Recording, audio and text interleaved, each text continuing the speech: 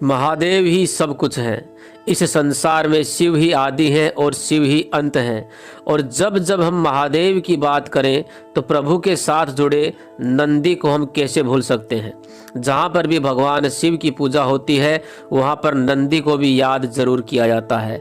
हर शिव मंदिर में देखा जाता है कि भगवान शिव के सामने ही उनके वाहन नंदी की मूर्ति भी स्थापित रहती है। जिस प्रकार महादेव के पूजन और दर्शन का महत्व है, उसी प्रकार नंदी का पूजन और दर्शन किया जाता है।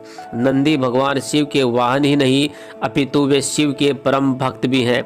अगर अपनी मनोकामना नंदी के कान में कही जाए तो वे भगवान शिव तक हमारी मनोकामना जरूर पहुंचाते हैं। आपने देखा होगा भगवान शिव के मंदिर में नंदी विराजमान होते हैं। बहुत से शिव मंदिर में नंदी मंदिर के बाहर विराजमान होते हैं और नंदी मंदिर के बाहर इसलिए विराजमान होते हैं कि जो शिव भक्त हैं वे अपनी बात आसानी से नंदी तक पहुंचा सकें। तो आखिर क्यों है ऐसा, क्या है इसके पीछे की कथा, आइए जानते हैं इस वीडियो में। लेकिन उससे पहले अगर आप हमारे चैनल पे नए हैं तो चैनल को सब्सक्राइब करना बिल्कुल ना भूलें और कमेंट में लिखें हर हर महादेव। दोस्तों, आपने अक्सर शिव मंदिरों में देखा होगा कि लोग भगवान शिव के सामने बैठे उनके वाहन नंदी के कान में अपनी मनोकामना कहते हैं और यह भी विश्वास होता है कि नंदी के कान में कही गई उनकी बात भगवान शिव तक जरूर पहुंचती है और वह पूरी भी होती है। क्या आप कहेंगे कि भगवान शिव जब साक्षात सामने बैठे हैं तो फिर नंदी के माध्यम से अपनी बात उन तक पहुंचाने का क्या तात्पर्य? सीधे शिव जी से भी तो कहा जा सकता है। आइए आज हम इसका राज बताते हैं। दोस्तों, नंदी भगवान शिव के प्रमुख गणों में से एक है। कहा जाता है नंदी पूर्व में शिलाद ऋषि थे। उन्होंने हजारों वर्ष तक घोर तपस्या करके भगवान शिव को प्रसन्न किया और उनसे यह वरदान पाया कि वे सदैव उनके साथ रहेंगे। शिलाद ऋषि की तपस्या से प्रसन्न होकर भगवान शिव ने उन्हें अपने वाहन के रूप में सदैव अपने साथ रखने का वचन दिया और तभी से वे नंदी के रूप में शिव जी के साथ रहते हैं।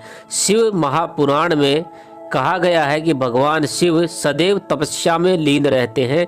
इसलिए भगवान शिव ने नंदी को यह काम दिया कि कोई मेरी तपस्या में विघ्न पैदा ना करे।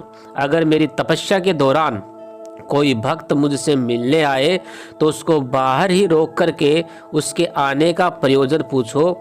और साथ ही भगवान शिव ने नंदी को यह वरदान भी दिया कि कोई भी शिव भक्त नंदी के कान में अपनी मनोकामना कहेगा वो मनोकामना अवश्य ही पूर्ण होगी। पुराणों में भी कहा गया है कि भगवान शिव की तपस्या में किसी प्रकार का विघ्न न पड़े, इसलिए नंदी चैतन्य अवस्था में उनके तपोस्थल के बाहर तैनात रहते हैं। जो भी भक्त भगवान शिव के पास अपनी समस्या लेकर के आता है, नंदी उन्हें वहीं रोक लेते हैं, क्योंकि किसी बाहरी विघ्न से शिव जी की तपस्या भंग ना हो।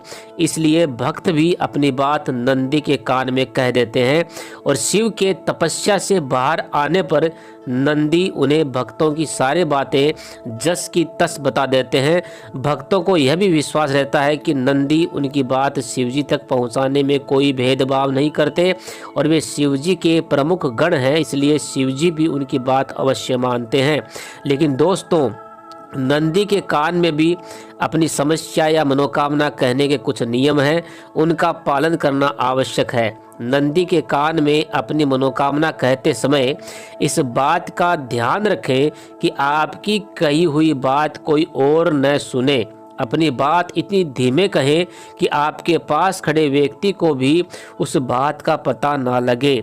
नंदी के कान में अपनी बात कहते समय अपने होठों को अपने हाथों से ढक लें ताकि कोई अन्य व्यक्ति जो बात है जो आप कह रहे हैं वो बात कहते हुए आपको ना देखे। नंदी के कान में कभी भी किसी दूसरे की बुराई, दूसरे व्यक्ति का बुरा करने की बात ना कहें, वरना शिवजी के क्रोध का सामना करना पड़ सकता है।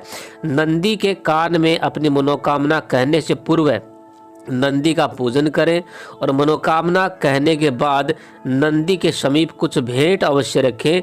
यह भेंट जो है वह वस्त्र या फलों के रूप में हो सकती है। अपनी बात नंदी के किसी भी कान में कही जा सकती है, लेकिन बाएं कान में कहने का अधिक महत्व है। तो जब भी आप शिव मंदिर में जाएं तो नंदी के कान में नियमों का पालन करते हुए अपनी समस्या या अपनी मनोकामना जरूर बताएं।